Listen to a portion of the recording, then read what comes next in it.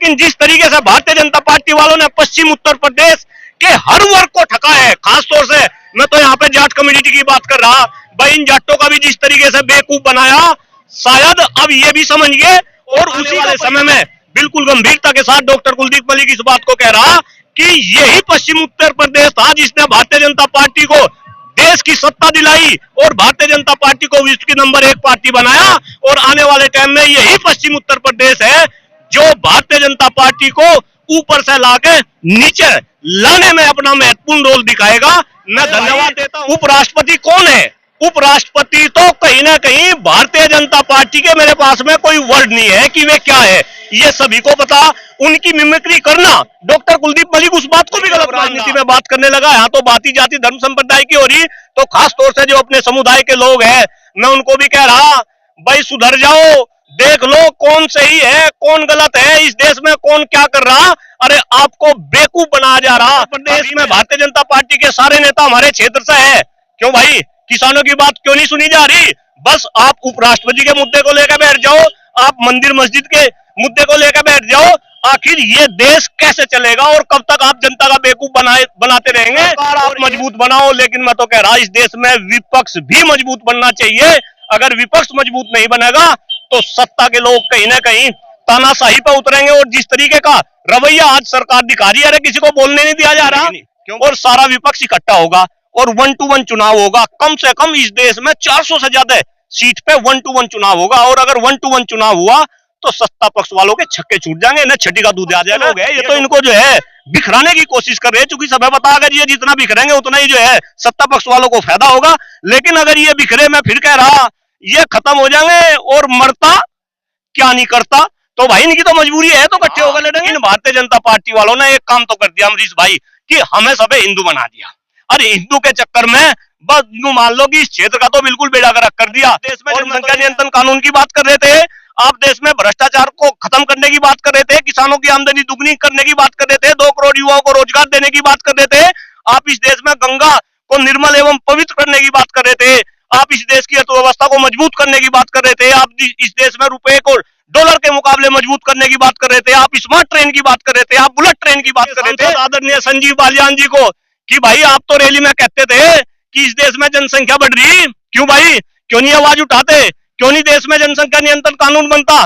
क्यों नहीं इस देश में शिक्षा पे बात होती? क्यों नहीं स्वास्थ्य पे बात होती? ताकि आमदनी दुगनी होगी। आमदनी दुगनी गांव वालों की नहीं हुई, शहर वालों की हुई, एक खास वर्ग के लोगों की हुई आमदनी दुगनी। हमारी आमदनी दुगनी नहीं हुई। बहुत तेजी से बढ़ रही है। 5 साल से किसान का कोई पैसा नहीं बढ़ा। जो पिस रहा है, बीच का तबका पिस रहा है, वो हर जगह पिस रहा है। क्यों नहीं है प्रभावित होने की? जनता पार्टी चीज में मास्टर है कि लोकतंत्र की हत्या वो कर रही है। 140 सांसदों को लोकसभा से निकाल रही है।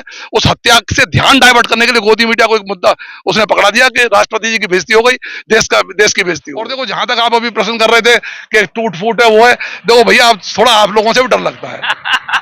आपसे हम लोग बहुत डरते हैं। अब हमें नहीं पता कौन गोदी में बैठा है कौन बाहर है, तो हम लोग भाई हर बात तो नहीं बता सकते। और अब हम लोग लड़ते बढ़ते ही बाहर निकलते हैं मीटिंगों से।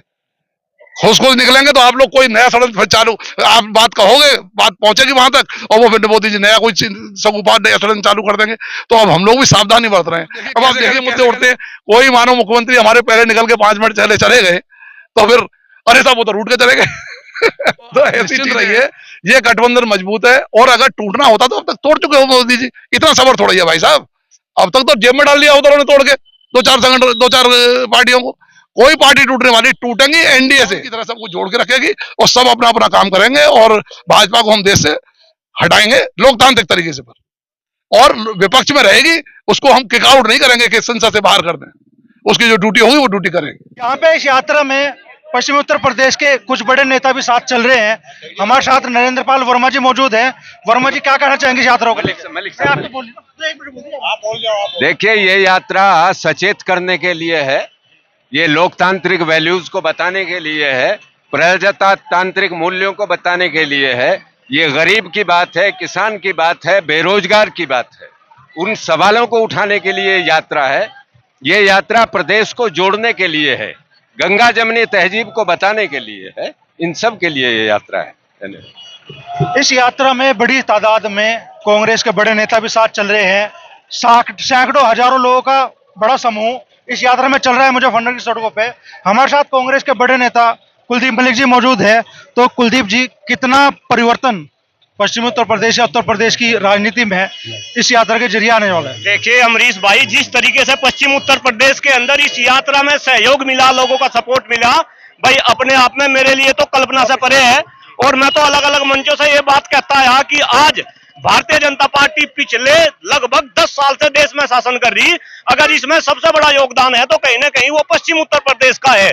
लेकिन जिस तरीके से भारतीय जनता पार्टी वालों ने पश्चिम उत्तर प्रदेश के हर वर्ग को ठका है, खासतौर से मैं तो यहाँ पे जाट कम्युनिटी की बात कर रहा, भाई इन जाटों का भी जिस तरीके से बेवकूफ बनाया, शायद अब ये भी समझिए। और उसी का परिणाम है कि आज जिस गांव से हम गुजर रहे, एक लंबा जन सैलाब आपको दिखाई मिल रहा। और आदरणीय अध्यक्ष जी ने भी अपनी बात रखी, भाई मेरा तो दिल गदगद है। और आने वाले समय में बिल्कुल गंभीरता के साथ डॉक्टर कुलदीप मलिक इस बात को कह रहा कि यही पश्चिम उत्तर प्रदेश था जिसने भारतीय जनता पार्टी को देश की सत्ता दिलाई और भारतीय जनता पार्टी को विश्व की नंबर 1 पार्टी बनाया। और आने वाले टाइम में यही पश्चिम उत्तर प्रदेश है जो भारतीय जनता पार्टी को ऊपर से लाके नीचे लाने में अपना महत्वपूर्ण रोल दिखाएगा। मैं धन्यवाद देता हूं अपने क्षेत्र के, खासतौर से मुजफ्फरनगर सहारनपुर जिले के लोगों का, कि जिस तरीके से इन लोगों ने सपोर्ट करा। भाई सभी का बहुत बहुत धन्यवाद, बहुत बहुत नमन सभी को। जय जवान जय किसान। सत्ता की ओर से इस वक्त बड़ा मुद्दा बनाया जा रहा है उपराष्ट्रपति जगदीप धनखड़ जी के जो मिमिक्री की गई उसका। देखिए अमरीश भाई, यहाँ पे उपराष्ट्रपति जी की मिमिक्री की गई, लेकिन हमारे देश की आन बान शान साक्षी मलिक ने कल क्या किया भाई, उसने तो जो है कुश्ती छोड़ दी। क्या वो हमारी बेटियां नहीं है?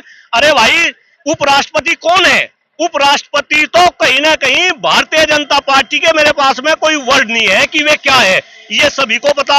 उनकी मिमिक्री करना, डॉक्टर कुलदीप मलिक उस बात को भी गलत मान रहा, लेकिन इस देश में जो है महिला बच्चियों की मिमिक्री हो रही, अरे शर्म नहीं आती? और खास तौर से मैं अपने समाज के लोगों को, चूंकि डॉक्टर कुलदीप मलिक एक ऐसा इंसान है जो जाति धर्म संप्रदाय की कभी बात नहीं करता, लेकिन अब राजनीति में बात करने लगा, यहाँ तो बात ही जाति धर्म संप्रदाय की हो रही। तो खास तौर से जो अपने समुदाय के लोग हैं, मैं उनको भी कह रहा, भाई सुधर जाओ, देख लो कौन सही है कौन गलत है, इस देश में कौन क्या कर रहा। अरे आपको बेवकूफ बनाया जा रहा। अभी मैं यहाँ गन्ना लैंड में हूँ, गन्ने का कितना बुरा हाल है। मैं आपसे ही पूछना चाह रहा, पेमेंट मिल गया का? किसानों ने शामली में किस तरीके का जो है 3 महीने तक वहां पे किसान बैठे रहे और 14 दिन का वादा किया गया था सरकार द्वारा कि 14 दिन में उनका पेमेंट हो जाएगा। भाई मुझे तो पता नहीं उनका पेमेंट हो गया क्या। गन्ने के मूल्य वृद्धि पे कोई बात कर रहा क्या? क्यों भाई, आज भारतीय जनता पार्टी के सारे नेता, सेंटर में जो है भारतीय जनता पार्टी के नेता हमारे हैं, आपके जो है उत्तर प्रदेश में भारतीय जनता पार्टी के सारे नेता हमारे क्षेत्र से है। क्यों भाई, किसानों की बात क्यों नहीं सुनी जा रही? बस आप उपराष्ट्रपति के मुद्दे को लेकर बैठ जाओ, आप मंदिर मस्जिद के मुद्दे को लेकर बैठ जाओ। आखिर ये देश कैसे चलेगा और कब तक आप जनता का बेवकूफ बनाते रहेंगे? और एक बात मुझे अटल बिहारी वाजपेयी जी की यहाँ पे बात आ रही, स्वर्गीय प्रधानमंत्री, उन्होंने कहा था कि भाई आप कुछ लोगों को कुछ समय तक बेवकूफ बना सकते हो, बहुत से लोगों को आप बहुत समय तक बेवकूफ बना सकते हो, लेकिन सब लोगों को आप हर समय तक बेवकूफ नहीं बना सकते। तो कहीं ना कहीं अब देश की जनता धीरे धीरे समझ रही, और मुझे लग रहा जिस तरीके का काफिला आज पश्चिम उत्तर प्रदेश के अंदर है, कहीं ना कहीं ये काफिला अपने आप में एक शुभ संकेत देता हुआ। और मैं तो अपने क्षेत्र के लोगों से ये निवेदन कर रहा कि भाई आपको अगर देश को मजबूत करना, आपको सरकार मजबूत बनानी, लेकिन मेरी बात गंभीरता से लोग ध्यान दे कि सरकार आप मजबूत बनाओ, लेकिन मैं तो कह रहा इस देश में विपक्ष भी मजबूत बनना चाहिए। अगर विपक्ष मजबूत नहीं बनेगा तो सत्ता के लोग कहीं ना कहीं तानाशाही पर उतरेंगे। और जिस तरीके का रवैया आज सरकार दिखा रही है, अरे किसी को बोलने नहीं दिया जा रहा, क्यों भाई, कैसे काम चलेगा? और भाई ये तो पश्चिम उत्तर प्रदेश के लोग हैं, जाट लैंड है, गन्ना लैंड है, यहाँ के तो लोग बहुत समझदार हैं। आप सोचो, हमारी लैंड ने तो यहाँ जो है देश के प्रधानमंत्री स्वर्गीय में चौधरी चरण सिंह जी की बात कर रहा, भाई ऐसे ऐसे लोगों को दिया। तो कहीं ना कहीं शायद पश्चिम उत्तर प्रदेश के लोग आज बहुत ही जागरूक और शायद अलग तरीके की भूमिका आने वाले समय में इस पश्चिम उत्तर प्रदेश के लोगों की पूरे हिंदुस्तान के लोगों को जो है दिखाई देगी, मेरा ऐसा मानना है। अच्छा, इंडिया गठबंधन जब नाम दिया गया इस नए गठबंधन को, एक बढ़िया हवा महसूस थी, आम जनमानस को भी लग रहा कि इस बार विपक्ष मजबूत स्थिति में दिखाई देगा। लेकिन 3 राज्यों के जो चुनाव परिणाम आए उनसे कहीं ना कहीं टेम्पो डाउन हो रहा है। नहीं नहीं, बिल्कुल अमरीश भाई आप सही कह रहे हैं। जिस तरीके से ये 4 राज्यों के परिणाम आए अपने आप में बहुत ही चिंतनीय है और सोचनीय है, लेकिन साथ ही साथ हमें ये भी बात देखनी चाहिए, लोग उस बात की बात नहीं करते। भाई अगर आप 5 राज्यों में चुनाव हुए, एक राज्य को छोड़ दो, छोटा राज्य, अगर आप 4 राज्यों में देखे और आप वोट देखे 10 लाख वोट अभी भी कांग्रेस को ज्यादा मिली। और लोग इंडिया गठबंधन की बात कर रहे हैं कि भाई पहले बड़ा जोर शोर था। मैं एक बात बताऊं तो ये विपक्ष के लोग, इन्हें भी पता कि अगर ये इकट्ठा नहीं होंगे आने वाले टाइम में एक एक करके ये सारे मारे जाएंगे। तो इनका इकट्ठा होना भी कहीं ना कहीं इनकी भी मजबूरी है। और ये सत्ता पक्ष वाले लोग कहीं ना कहीं इन्हें तोड़ने की कोशिश कर रहे हैं। लेकिन मुझे ऐसा लगता है, जो अपने अनुभव से मैं देख रहा, भाई ये टूटने के नहीं, और सारा विपक्ष इकट्ठा होगा और 1 to 1 चुनाव होगा। कम से कम इस देश में 400 से ज्यादा सीट पे 1 to 1 चुनाव होगा। और अगर 1 to 1 चुनाव हुआ तो सत्ता पक्ष वालों के छक्के छूट जाएंगे, इन्हें छठी का दूध आ जाएगा। ये डॉक्टर कुलदीप मलिक बिल्कुल आंकड़े के आधार पर इस बात को कर रहा। तो कहीं ना कहीं ऐसा नहीं, भाई ये तो पक्ष के लोग हैं, ये तो इनको जो है बिखराने की कोशिश कर रहे हैं। चूंकि सब पता, अगर ये जितना बिखरेंगे उतना ही जो है सत्ता पक्ष वालों को फायदा होगा। लेकिन अगर ये बिखरे, मैं फिर कह रहा, ये खत्म हो जाएंगे और मरता क्या नहीं करता, तो भाई इनकी तो मजबूरी है, तो इकट्ठे होकर लड़ेंगे। तो मेरा तो ऐसा मानना है। आप पश्चिमी उत्तर प्रदेश की पृष्ठभूमि से ही आते हैं, यहीं की आप जन्म आपका है, तो क्या लग रहा है कि खासतौर पर वेस्ट यूपी में क्या माहौल इस बार गठबंधन का बनने वाला है? अमरीश भाई अगर देखिए, आप कह रहे हैं भाई, हाँ मैं तो गढ़ी सखावतपुर गांव में पैदा हुआ और एक छोटे से परिवार में मेरे मम्मी पिताजी कभी शिक्षक हुआ करते थे। और जहां तक मैं अपने क्षेत्र को देख रहा, भाई ये तो किसानों को और जवानों का क्षेत्र है। आज आप जवानों की बात करो, हमारे ही भाई थे जो जाते थे, जो है फौज में जाते थे। अरे इन्होंने वहां जो है अग्निवीर बना दिए, 4 साल के लिए 4 साल की नौकरी कर दी। तो भाई इन्होंने युवाओं को खत्म कर दिया। इसके बाद किसान आज कितना परेशान है, मेरे ख्याल से आप भी किसान परिवार से है, ये बात बताने की किसी को जरूरत नहीं। लेकिन हाँ, इन भारतीय जनता पार्टी वालों ने एक काम तो कर दिया अमरीश भाई, कि हमें सबे हिंदू बना दिया।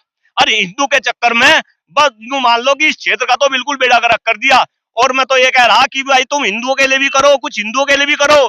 डॉक्टर कुलदीप मलिक और खास तौर से आदरणीय जो मंत्री महोदय है संजीव बालियान जी, मैं खुली चेतावनी आपके चैनल के माध्यम से देना चाहता हूं कि डॉक्टर कुलदीप मलिक वही इंसान है, और आप मुझे पहचानते होंगे जनसंख्या नियंत्रण कानून के लिए, जिसने जो है अपना घर बार छोड़ के संघर्ष किया। अरे आप देश में जनसंख्या नियंत्रण कानून की बात कर रहे थे, आप देश में भ्रष्टाचार को खत्म करने की बात कर रहे थे, किसानों की आमदनी दुगनी करने की बात कर रहे थे, 2 करोड़ युवाओं को रोजगार देने की बात कर रहे थे, आप इस देश में गंगा को निर्मल एवं पवित्र करने की बात कर रहे थे, आप इस देश की अर्थव्यवस्था को मजबूत करने की बात कर रहे थे, आप इस देश में रुपए को डॉलर के मुकाबले मजबूत करने की बात कर रहे थे, आप स्मार्ट ट्रेन की बात कर रहे थे, आप बुलेट ट्रेन की बात कर रहे थे। लेकिन आपने 2 वादे तो पूरे करे। डंक की चोट पे डॉक्टर कुलदीप मलिक इस बात को कहता है कि आपने राम मंदिर बनाया, आपने धारा 370-35 से हटाई। क्यों भाई, ये डॉक्टर कुलदीप मलिक ने इतने काम गिनवाए, ये कौन करेगा? किसानों की आमदनी दुगनी कौन करेगा? पश्चिम उत्तर प्रदेश के किसानों को पेमेंट कौन दिलाएगा? कहीं ना कहीं पश्चिम उत्तर प्रदेश के लोग, चूंकि मैं भी अब क्षेत्र में घूम रहा, भाई मैं तो सामाजिक आदमी था, लेकिन इन्हीं लोगों ने मुझे नेता भी बना दिया। तो जिस तरीके से पश्चिम उत्तर प्रदेश के लोगों में भाई रोष है अमरीश भाई, ये तो आने वाले टाइम में इसे तो जो है भुगतना पड़ेगा, इसे तो भुगतना पड़ेगा, इसे भुगतना पड़ेगा। और मैं खास तौर से मैं कह रहा अपने क्षेत्र के सांसद आदरणीय संजीव बालियान जी को कि भाई आप तो रैली में कहते थे कि इस देश में जनसंख्या बढ़ रही, क्यों भाई, क्यों नहीं आवाज उठाते? क्यों नहीं देश में जनसंख्या नियंत्रण कानून बनता? क्यों नहीं इस देश में शिक्षा पे बात होती? क्यों नहीं स्वास्थ्य पे बात होती? अरे आप और ये डेवलपमेंट की बात कर रहे, कैसा डेवलपमेंट, किस टाइप का डेवलपमेंट? कहीं ना कहीं हमें इन सारी बातों के ऊपर सोचना पड़ेगा। कांग्रेस के कुछ और लोग भी है, आम जनमानस भी यहाँ पे है। भाई क्या नाम है? महेश विश्वकर्मा। तो आज कांग्रेस की यात्रा यहाँ से निकली है, आप शायद कांग्रेस में पदाधिकारी भी हैं, किस तरीके का माहौल इस यात्रा से बनेगा पश्चिम उत्तर प्रदेश में? पूरे माहौल में तो इम्प्रूवमेंट होगा, ये तो तय बात है। और जो लोग हैं, अभी मैं आपको एक बताता हूँ कि गैस के सिलेंडर हमारे यहाँ 900 रुपए का था, और जैसे ही हम 3 चुनाव, जैसा इनको दिखाई दिया कि हम 4 चुनाव चारों में जीत गए हैं, गैस के सिलेंडर के भाव एकदम बढ़ा दिए। इन्होंने ये बात तय करी थी कि आपको गैस का सिलेंडर 450 या 500 रुपए का मिलेगा, और उसमें 900 रुपए से भी और ऊपर कर दिया। ये तो आप भी समझते हैं इस बात को। तो जो एजुकेशन है, एजुकेशन गरीबों के लिए नहीं रही है, एजुकेशन केवल और केवल पैसे वालों की रह गई है। केवल 1 या 2% लोगों के बच्चे, जो हमारे गरीब घर के बच्चे पढ़ करके छोटे इंटर कॉलेजों में और वो अच्छे पदों पर चले जाते थे, वो सिस्टम ही चेंज हो गया है, वो सिस्टम सारा चेंज हो गया है। एजुकेशन केवल अमीरों के लिए रह गई है। और ये कहा था कि आमदनी दुगनी होगी, आमदनी दुगनी गांव वालों की नहीं हुई, शहर वालों की हुई, एक खास वर्ग के लोगों की हुई आमदनी दुगनी। हमारी आमदनी दुगनी नहीं हुई। गन्ने का भाव आपको पता ही है, कहने की कोई जरूरत नहीं है, पिछले 3 सालों से 1 रुपया नहीं बढ़ा है। तो ये क्या है? ये आमदनी दुगनी हो जाएगी इस तरीके से? ऐसा आमदनी होगी दुगनी? बताइए आप, ऐसा आमदनी कैसे दुगनी हो जाएगी? दूसरी बात, जो रोजगार है, रोजगार का सबको पता ही है, रोजगार के लिए तो ब्लैंक लिस्ट लग गई है, नो रिक्वायरमेंट एट ऑल। जब युवा बेरोजगार हो जाएगा, किसान बदहाल हो जाएगा, जब किसान को 40 या 35 रुपए की मजदूरी पड़ेगी, तो क्योंकि हमारे यहाँ पश्चिम उत्तर प्रदेश तो विशेष रूप से किसान के ऊपर ही निर्भर करता है। हमारे यहाँ पहले से भी यही परंपरा रही है कि जब दशहरे के बाद ये कहते थे भाई अब काम खड़े हो गए। आप तो गांव के रहने वाले, आप तो, हमारे जमाने तो क्या होता था, पैसे का जो लेन देन था वो दशहरे से ज्यादा शुरू होता था। और अब जब पैसा नहीं रहने का तो लेन देन कहां से शुरू हो जाएगा? 80% लोग अब भी खेती पर ही निर्भर हैं। अब भी 80% लोगों की आमदनी 100% कम हुई है, यानी कि दुगनी से उनकी आमदनी आधी हुई है। और कुछ लोगों की होगी भाई दुगनी, केवल 1% लोगों की हुई भाई दुगनी, बाकी 99% की आमदनी आधी हो गई है। और जो मिडिल क्लास का आदमी है, चाहे वो मिडिल क्लास का व्यापारी हो, चाहे मिडिल क्लास का कोई भी आदमी हो, वो अपनी अस्तित्व को बचाने के लिए बहुत बड़ा संघर्ष कर रहा है इस टाइम। आपको क्या लग रहा है ये सारे मुद्दे जो अभी चाचा बता रहे थे इस बार चुनाव में प्रभावी होंगे? आप कांग्रेस के ओबीसी प्रकोष्ठ के जिलाध्यक्ष हैं अनिल चौधरी। बिल्कुल होंगे। हर चीज का फर्क पड़ता है। महंगाई बहुत तेजी से बढ़ रही है। 5 साल से किसान का कोई पैसा नहीं बढ़ा। जो पिस रहा है, बीच का तबका पिस रहा है, वो हर जगह पिस रहा है। क्यों नहीं जो है प्रभावित होने की? हर चीज से जो है कोई ना कोई प्रभाव पड़ते हैं और पड़ेंगे। जो इनकी जो है झूठ बोलने की आदत है, लोगों को बहकाने की आदत है, कौन कितनी बार बहकाए आवेगा? मैं पोल रोज में दिन ब दिन खुलती आ रही। क्या लग रहा है ये बढ़ती महंगाई इस बार चुनाव में बड़ा मुद्दा बनेगी क्या? आपका शुभ नाम? मेरा मुकेश शर्मा नाम है। महंगाई तो मुद्दा रहेगी। और सबसे बड़ी चीज क्या है कि जो भारतीय जनता पार्टी आपस में विद्वेष फैला रही है और लोगों के समाज को बांटने का जो काम कर रही है, जो ये हमारी भारत जोड़ो जो यात्रा चल रही है, हम लोगों को जोड़ने का काम कर रहे हैं। इसका नारा ये जोड़ो जोड़ो भारत जोड़ो। तो समाज को जोड़ने के लिए हम लोग निकले हुए हैं और समाज जुड़ेगा तो अपने सही से सोचेगा। देखिए, लोकतांत्रिक देश में हम लोग हैं और इस पे गर्व करते हैं कि दुनिया का सबसे बड़ा लोकतंत्र हम जनसंख्या की दृष्टि से हैं। उसमें लोकतंत्र का मतलब है सत्ता पक्ष और विपक्ष बराबर की भूमिका दोनों की होती है। और कभी भारतीय जनता पार्टी पे भी इस देश को नाज रहा है कि उसने बहुत अच्छे विपक्ष की भूमिका अदा की थी। आपको याद करो अडवाणी जी को, सुषमा स्वराज जी को, कितना वो बोलते थे, क्या क्या नहीं बोलते थे और कितना कांग्रेस के लोग सुनते थे। लेकिन आज विपक्ष की विरोध की एक भी आवाज सुनने को तैयार नहीं है।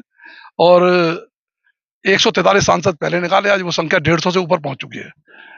मित्रों, आप जानते ही हैं कि प्रॉब्लम क्या है। अब धनखड़ जी का जो मैटर, आदरणीय उपराष्ट्रपति जी का जो मैटर है, वो ध्यान, मैं सबसे पहले उनकी जो मिमिक्री की बात आ रही है, मैंने नहीं देखा वो क्या मिमिक्री हुई है, लेकिन फिर भी मैं उसकी निंदा करता हूं। किसी की मिमिक्री संवैधानिक पदों पर बैठे हुए नहीं होनी चाहिए, लेकिन वो मेरे हिसाब से बिल्कुल ध्यान को हटाने की चीज है। भारतीय जनता पार्टी चीज में मास्टर है कि लोकतंत्र की हत्या वो कर रही है।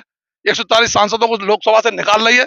उस हत्या से ध्यान डाइवर्ट करने के लिए गोदी मीडिया को एक मुद्दा उसने पकड़ा दिया कि राष्ट्रपति जी की बेइज्जती हो गई, देश की बेइज्जती हो गई। आप देख ही रहे हैं, ये मुद्दा ध्यान भटकाने के लिए। अब आप दूसरी तरफ देखिए, कल कितनी बड़ी घटना हुई, बेटियां हमारी पहले जंतर मंतर पर बैठी रही। कल आपने देखा होगा साक्षी मलिक ने संन्यास ले लिया। हमारे लिए कितना दुखद है। जो बेटी हमारे लिए मेडल लाई, जिसने राष्ट्रीय अंतरराष्ट्रीय स्तर पे हमारा मान बढ़ाया, वो आज हमारे लिए नहीं खेलेगी। और कितनी बेटियां होंगी जो आगे नहीं खेलेंगी इसको देख के। और बात गौर करने वाली जो फोगाट का बयान है, उसमें सबसे गौर करने वाला उसमें ये है, वो बेटी कह रही है हमारी कि उन्होंने सड़क पे आने से पहले कोई जगह ऐसी नहीं है जहां पे अपनी बात न कही हो। ये चीज बहुत चिंतनीय है, बहुत चिंता का विषय। पहले भी जब बहुत चिंता हो रही थी कि जब बताया गया था कि साहब आदरणीय प्राइम मिनिस्टर, प्रधानमंत्री जी को उन्होंने ये बात बता चुके हैं। तो ये बहुत गंभीर विषय है और समझ नहीं आ रहा मुझे को देश कैसे चलेगा जब हमारी बेटियां किसी को बता रही हो। इतने संवैधानिक पदों पे लोग बैठे हुए हैं, इतने मजबूत बैठे हुए हैं और कोई कार्रवाई नहीं कर रहे। एक प्रधानमंत्री के लिए, अटल जी माननीय मोदी जी जैसे मजबूत प्रधानमंत्री के लिए, जो अपने आप को बहुत मजबूत प्रधानमंत्री कहते हैं, उनके लिए एक सांसद की क्या वैल्यू है? क्यों उसके लिए प्रेशर दिया जा रहा है? यानी सीधे सा मतलब है, कोई इनका मतलब है कि जो हमारे पक्ष में है वो हमारा दोस्त है, जो हमारे विरोध में है वो हमारा दुश्मन। लोकतंत्र नहीं है ये। हमारे पक्ष में दोस्त वो दुश्मन, और दोस्त की सब बात जायज है और दुश्मन की जायज भी नाजायज है। तो देश को गड्ढे में ले जाने का काम कर रहे हैं कांग्रेस पार्टी। इसलिए अब तक देखो, हम सड़कों से, शहरों से निकालते थे, अब हम गांव से निकल रहे हैं, जन जन को जागृत कर रहे हैं। हम विपक्ष में हैं, हमारा धर्म है कि हम लोकतंत्र के प्रति लोगों को जागरूक करें और देश के लोकतंत्र को मजबूत करें। और मेरा विश्वास है जनता इस चीज को समझेगी। जनता बहुत, हम लोग गांव गांव में जाते हैं, वैसे भी जाते रहते हैं, लोग, गांव के लोग शहर के लोगों से ज्यादा जागरूक होते हैं, ज्यादा चीजों को समझते हैं और इस चीज को समझेंगे और लोकतंत्र को मजबूत करने के लिए वो कांग्रेस के हाथ निश्चित रूप से आगे आने वाले समय मजबूत करेंगे। लग रहा है कि कांग्रेस इस बार पश्चिमी उत्तर प्रदेश में, क्योंकि कई चुनाव जा चुके और कांग्रेस कमजोर स्थिति में लग रही है, तो लग रहा है कि इस बार, चलिए गठबंधन तो है ही, इंडिया गठबंधन, लेकिन कांग्रेस भी अपने पैरों पर खड़ी दिखाई देगी। सर ऐसा है, सो कांग्रेस ने 60 साल राज किया और कई बार आउट भी हुई, और फिर ऐसे लगा कि हमेशा के लिए कांग्रेस चली जाएगी। इंदिरा जी को तो इटली भेज दिया था लोगों ने कि ये खासतौर पर पश्चिम उत्तर प्रदेश की बात। उत्तर प्रदेश में निश्चित सर्वाइव करेगी, निश्चित सर्वाइव करेगी। और इंडिया गठबंधन, देखिए जो जितने ये जो ड्रामे हो रहे हैं, जितना प्रपंच हो रहा है, जितनी बड़ी जीतें दिखाई जा रही हैं, हमें 41% वोट मिला है, ऐसा नहीं हमारा वोट कम हुआ है, हमारा वोट मिला है, इनकी तरफ ज्यादा वोट इकट्ठा हुआ। उस चीज को, अपनी जीतों को जितना बड़ा चढ़ा के दिखा रहे हैं, वो उसका कारण है कि ये घबराए हुए हैं बहुत ज्यादा। और हम लोग सब मिलके लड़ेंगे और इनको निश्चित रूप से आप सोच लीजिए, आने वाले समय में बहन जी हमारे साथ आएंगे गठबंधन में, तो कहीं टिकने वाले नहीं है भाजपा, कतई टिकने वाली नहीं है। और देखो, जहां तक आप अभी प्रश्न कर रहे थे कि टूट फूट है, वो है, देखो भैया, आप थोड़ा, आप लोगों से भी डर लगता है, आपसे हम लोग बहुत डरते हैं। अब हमें नहीं पता कौन गोदी में बैठा है, कौन बाहर है, तो हम लोग भाई हर बात तो नहीं बता सकते। और अब हम लोग लड़ते फिरते ही बाहर निकलते हैं मीटिंगों से, खुश निकलेंगे तो आप लोग कोई नया षड्यंत्र फिर चालू, आप बात कहोगे, बात पहुंचेगी वहां तक, और वो फिर मोदी जी नया कोई सगुफा नया षड्यंत्र चालू कर देंगे। तो अब हम लोग भी सावधानी बरत रहे हैं। अब आप देखिए कैसे कैसे मुद्दे उठते हैं। कोई मानो मुख्यमंत्री हमारे पहले निकल के 5 मिनट चले गए, तो फिर अरे साहब वो तो रूट के चले गए तो ऐसी चीजें हैं। तो आप निश्चिंत रहिए, ये गठबंधन मजबूत है। और अगर टूटना होता तो अब तक तोड़ चुके हो मोदी जी, इतना सबर थोड़ा ही है भाई साहब। अब तक तो जेब में डाल लिया होता उन्होंने तोड़ के, 2-4 संगठन, 2-4 पार्टियों को। कोई पार्टी टूटने वाली, टूटेंगी एनडीए से, एनडीए से टूटेंगे। एनडीए नाम का गठबंधन है, उसमें केवल भाजपा है, कोई पार्टी ऐसी नहीं है जो उसमें मतलब मजबूत पार्टी हो। वो गठबंधन टूट, और उसमें से भी सब लोग इधर आएंगे। कल बहन जी का स्टेटमेंट आ गया, कितना पॉजिटिव स्टेटमेंट है। देखिए, आप उसमें दूसरी चीज निकालोगे, कांग्रेस की खिलाफत वाली है, इंडिया खिलाफत वाली, इससे ज्यादा मजबूत क्या कह सकती है भाई? ज्यादा ना बोलो, सबकी जरूरत सबको पड़ती है, इससे ज्यादा मजबूती से बहन जी को क्या कहेंगे? बहन जी ने साफ साफ इंडिकेशन दे दिया। ममता बनर्जी ने तो साफ ही बिल्कुल इंडिकेट दे दिया। आप समझ रहे हैं बात को? तो क्लियर कट चीजें हैं। कोई कांग्रेस पार्टी मजबूती है, और सबको हमारा काम है गिलू का। हम लोग पीछे रहते हैं, हम लोग आगे बढ़ के नहीं करते। किसी को जोड़ने के लिए आगे बढ़ के अगुआ बढ़ के नहीं चला जा सकता। हम लोग पीछे रहते हैं, कांग्रेस पार्टी पीछे रहेगी और गोंद की तरह सबको जोड़ के रखेगी, और सब अपना अपना काम करेंगे। और भाजपा को हम देश से हटाएंगे लोकतांत्रिक तरीके से, और विपक्ष में रहेगी, उसको हम किक आउट नहीं करेंगे कि संसद से बाहर कर दें। उसकी जो ड्यूटी होगी वो ड्यूटी करेंगे। तो बड़ी यात्रा उत्तर प्रदेश की सड़कों पे निकल रही है, पश्चिमी उत्तर प्रदेश की सड़कों पे निकल रही है। बड़ी उम्मीद कांग्रेस के नेता भी जता रहे हैं कि कांग्रेस एक बार फिर से अपने वजूद पाएगी, कांग्रेस एक बार फिर से जमीन पे मजबूती के साथ खड़ी होगी और 2024 के चुनाव पे इसका अच्छा खासा असर भी देखने के लिए मिलेगा।